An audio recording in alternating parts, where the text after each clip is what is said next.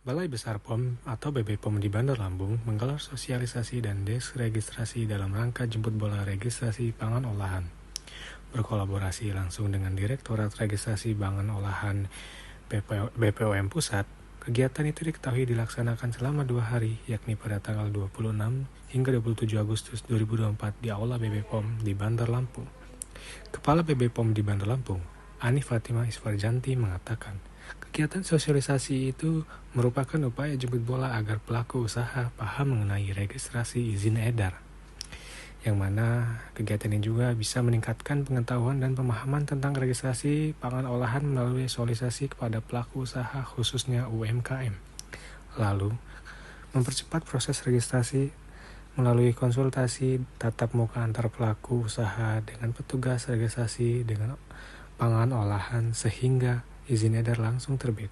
Sebagai informasi, setidaknya ada 120 peserta atau pelaku usaha di Bandar Lampung yang diundang hadir dalam kegiatan ini. Ani menambahkan, dalam kegiatan itu, pihaknya langsung memberikan pendampingan kepada para pelaku usaha untuk pengajuan NIE atau nomor induk edar produknya.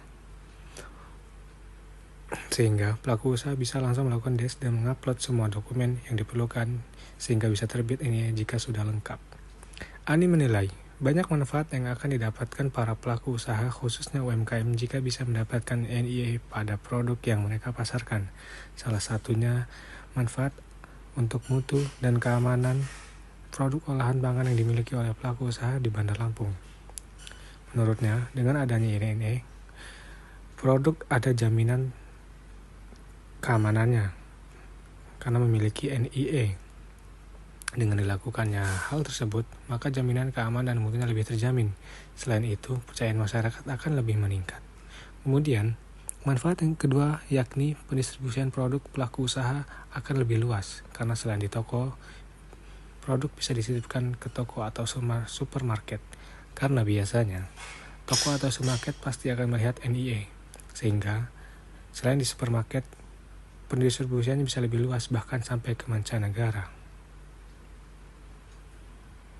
Nah, manfaatnya tentu saja berkaitan dengan mutu dan keamanan. Karena dengan adanya nomor izin edar, kami ada penjaminan terhadap produk tersebut. Tadi disampaikan bahwa pada saat mengajukan nomor izin edar, salah satunya untuk yang pangan olahan risiko selain yang rendah, itu dilakukan proses pengujian. Nah, dengan dilakukan proses pengujian, maka jaminan keamanan dan mutu pangan itu akan lebih terjamin. Kemudian yang kedua, dengan adanya nomor izin edar ini, maka kepercayaan masyarakat akan lebih meningkat. Selain kepada pelaku usaha, kami juga selalu melakukan sosialisasi kepada masyarakat dengan adanya ceklik. Jadi cek kemasan, label, izin edar, dan kadaluarsa. Artinya masyarakat juga kita ajari atau konsumen itu kita ajari bahwa dalam memilih produk itu harus melihat nomor izin edarnya. Kemudian yang ketiga, distribusinya akan semakin lebih luas karena bisa selain di tokonya sendiri juga bisa dititipkan di beberapa toko atau supermarket ya, karena supermarket juga menerima produk-produk seperti itu, tetapi mereka pasti akan melihat nomor izin edarnya apakah sudah ada atau belum, dan bahkan mungkin bisa sampai ke mancanegara, bisa diekspor seperti itu. Dan tentu saja ini akan meningkatkan omset, akhirnya berimbasnya ke omset atau ke ekonomi dari pelaku usaha itu sendiri.